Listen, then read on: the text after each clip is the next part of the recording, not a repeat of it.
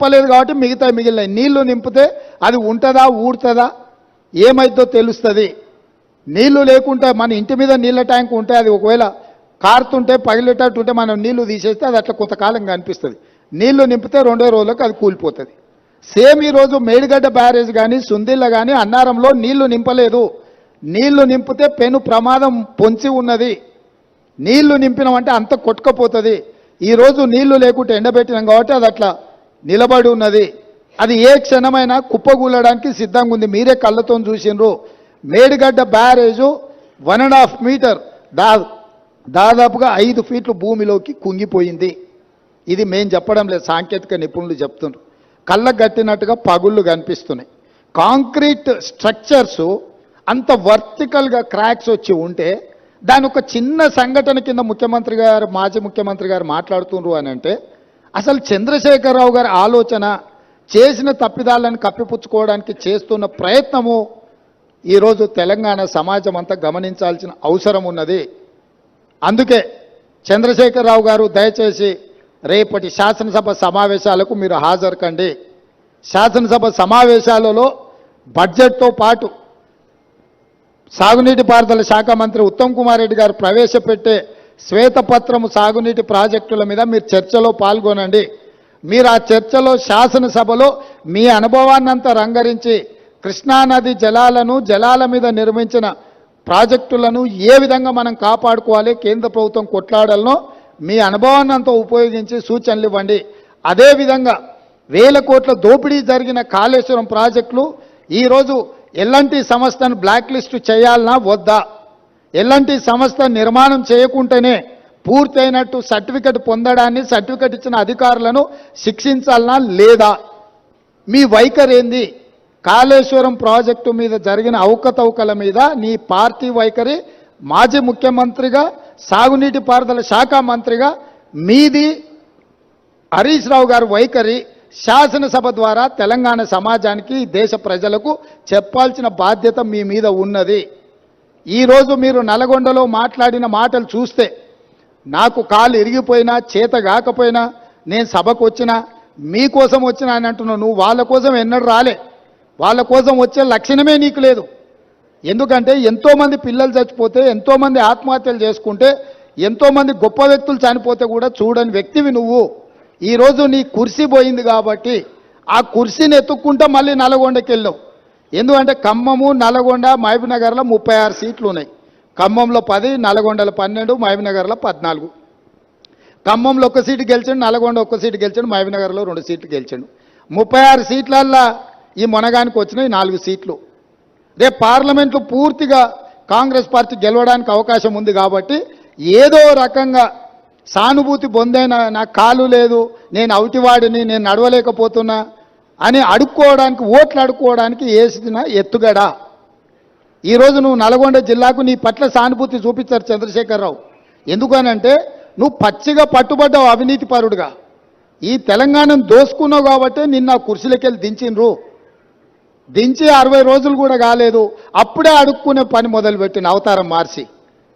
ఇప్పుడు extra ఏమొచ్చిందంటే wheel chair వచ్చింది. ఒకప్పుడేమో మంచంలో వండుకున్నాడు నిజాం హాస్పిటల్లో, దాంతో సానుభూతి పొంది ఆ కథ 10 ఏళ్ళు అక్కడికి వచ్చింది ఆయనకు. ఇప్పుడు ఆ కథ పోయింది కాబట్టి వీల్ చైర్కి వచ్చిండు. నల్గొండకు పోగలిగినోనివి గా పక్కలున్న కూతవేటి దూరంలో ఉన్న శాసనసభకు రాలేవా? ఎందుకు వస్తలేవు? బండారం బయటపడుతుందనా, లేకపోతే పచ్చిగా పట్టుబడి నీ దోపిడీ ప్రజలకంతా అర్థమవుతుందనా? ఆయన ఏదో మమ్మల్ని భయపెట్టాలని చూస్తుండు. భయపడనని ప్రగల్భాలు వాడుతూ భయపడకు, రా సభకు రా. ఎవరొద్దంటారు నిన్ను? సభలో వచ్చి మాట్లాడు. నేను స్పీకర్ గారికి విజ్ఞప్తి చేసిన, చంద్రశేఖరరావు గారు వస్తే ఎంతసేపు మాట్లాడతాడో అధ్యక్ష మీరు మైక్ ఇవ్వండి, వారి అనుభవం అంతా ఉపయోగించి ఏం మాట్లాడతారో మాట్లాడండి. మేము కూడా విజ్ఞప్తి చేసినాం స్పీకర్ గారికి. స్పీకర్ గారు కూడా మీకు స్వేచ్ఛగా మీ పార్టీకి మైక్ ఇస్తున్నాడు, ఎక్కడ మీ మైక్ కూడా కట్ చేయలేదు. కాబట్టి ఈరోజు ఈ కాళేశ్వరం యొక్క అవినీతి మీద ఇంతమంది పర్యటన ఉంది కాబట్టి ఈ అవినీతి మీద చర్చ జరగకుండా ఉండడానికి నల్గొండలో కేసీఆర్ గారు సభ ఏర్పాటు చేసుకున్నారు. నల్గొండ జిల్లాలో మనుషులు దొరక్కపోతే పాత ఉమ్మడి మహబూబ్నగర్ జిల్లాలో కల్వకుర్తి నుంచి బస్సులు పెట్టి జనాలను దొలకపోయారా? బస్సులు 100 ఉన్నాయి, మంది 10 మంది ఊరు. నీ ఏషం అట్లుంది చంద్రశేఖరరావు. కాబట్టి ఇంత ఓపికగా ఇక్కడికి వచ్చి ఈ వాస్తవాలను చూసి అధికారులు ఇచ్చిన వివరాలు కానీ ప్రతిపక్ష పార్టీగా మేము చెబుతున్న విషయాలను కానీ మీరందరూ ఒక బేరీజు వేసుకొని చంద్రశేఖరరావు గారి యొక్క కుట్రలను కుతంత్రాలను తిప్పికొట్టాల్సిన బాధ్యత తెలంగాణ సమాజం మీద ఉన్నది. కవులు, కళాకారులు, మేధావులు అందరూ కూడా కాళేశ్వరానికి రండి. ఒకప్పుడు కాళేశ్వరం ప్రాజెక్టు కట్టినప్పుడు ప్రారంభోత్సవానికి జగన్మోహన్ రెడ్డి గారిని పిలిచిండ్రు, ఫడ్నవీస్ గారిని పిలిచిండ్రు, గ్రామాల నుంచి బస్సులు పెట్టి వేలాది మందిని తరలించండి ఇక్కడికి. మరి ఇవాళ అదే కాళేశ్వరం చూడడానికి ప్రతిపక్షాలను తెస్తే ఒక్క టీఆర్ఎస్ ఆయన కూడా పత్తకలేడు. మీరు అద్భుతం కట్టినప్పుడు ఈ అద్భుతాన్ని చెప్పుకోవడానికి మీకు మంచి అవకాశం కదా. ఈ అద్భుతాన్ని చూడడానికి చూపించడానికి మీరు రావచ్చు కదా. మర్చిపోయినా, కరెక్టే. పొద్దున వచ్చేటప్పుడు చెప్పినాం, అయ్యా మీకు ఏదైనా ఇబ్బంది ఉంటే హెలికాప్టర్ కూడా ఉన్నది, దాంట్లో రాని మేము బై రోడ్ పోతున్నాం, మీకోసం హెలికాప్టర్ సిద్ధంగా పెట్టినామని. ఆయన ఇప్పుడు చెప్తున్నాం మేము కూడా పోతాం తర్వాత అని. ఏడుకోతావా? కాళేశ్వరం కాదు, కాశీకి పోవాలి నువ్వు. ఇంకా బిచ్చం ఎత్తుకోవడానికి ఇంకా నీకు మిగిలింది అది ఒకటే. కాశీకి పోయి సన్యాసం పుచ్చుకోవాల్సిందే చంద్రశేఖరరావు నువ్వు. సరే, ఇక ఆయన చీకటి మిత్రుడు. బీజేపీ వాళ్ళు కూడా ఎవరు రాలే ఇప్పటి వరకు. కేసీఆర్ అవినీతి మీద గొప్ప గొప్ప మాటలు మాట్లాడిన కిషన్ రెడ్డి గారు వాళ్ళ ఎమ్మెల్యేలు రాకుండా అడ్డుకున్నాడు. మీరు పొత్తు పెట్టుకుంటే పొత్తు పెట్టుకోండి, ఎవరో అన్నారు. ఎన్ని రోజులు చీకట్లో పొత్తు పెట్టుకుంటారు? రాబోయే పార్లమెంట్ ఎన్నికలలో మీ పొత్తు సంగతి ప్రజలకు ఎట్లాగో చెప్పాల్సే వస్తుంది. ఈరోజు ఎంతసేపు ఉన్నా జ్యుడిషియల్ ఎంక్వైరీ వద్దు, మా చేతికి రాని. ఎందుకంటే మీ చేతికి ఇస్తే మీరు వాళ్ళు కలిసి కూర్చొని మాట్లాడుకుంటారు చీకట్ల. బీజేపీ వాళ్ళు వస్తారని మేము ఆశించినాం. ఎందుకంటే ఇంతకాలం కేసీఆర్ అవినీతి మీద సిబిఐ కేసులపై చెప్పారు, కేసీఆర్ అవినీతిని తేల్చాలి అని అన్నారు. మరి కేసీఆర్ అవినీతిని తేల్చే అవకాశం వస్తే బీజేపీ ఎమ్మెల్యేలు ఎందుకు రాలేదు? సిపిఐ వచ్చింది, ఎంఐఎం వచ్చింది, బీజేపీ వాళ్ళు ఎందుకు రాలే? ఇవాళ రానోళ్ళు ఇద్దరే, బీఆర్ఎస్, బీజేపీ. మీ ఇద్దరు వైఖరి ఒకటేనా? మీరిద్దరు ఒకే రకంగా ఆలోచన చేస్తురా? మీరిద్దరు కలిసే ఈ విషయంలో ఒకే రకమైన విధానంతో ఉన్నారా? ఈరోజు బీజేపీ ఇది ప్రభుత్వ అధికారిక కార్యక్రమం, శాసనసభలో స్పీకర్ అనుమతితో ఏర్పాటు చేసిన కార్యక్రమం. ఇది కాంగ్రెస్ పార్టీ కార్యక్రమం కాదు. మాతో భిన్నాభిప్రాయాలు ఉండేవాళ్ళు కూడా ఇక్కడికి రావచ్చు. మా అభిప్రాయాలతో ఏకీభవించే వాళ్ళనే పిలవలే మేము.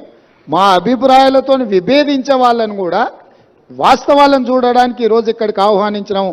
కాబట్టి ఇప్పటికైనా బీజేపీ తమ వైఖరిని స్పష్టం చేయాలి. మీరు చంద్రశేఖరరావు గారి అవినీతిని కాపాడడానికి ఏమైనా ప్రయత్నం చేస్తారా? లేకపోతే చంద్రశేఖరరావును శాసనసభలో నిలదీసి జరిగిన అవినీతి మీద చర్యలు తీసుకోవడానికి రాష్ట్ర ప్రభుత్వానికి సహకరిస్తారా? మీ వైఖరి కూడా స్పష్టంగా చెప్పాల్సిందిగా బీజేపీని మేము డిమాండ్ చేస్తున్నాం.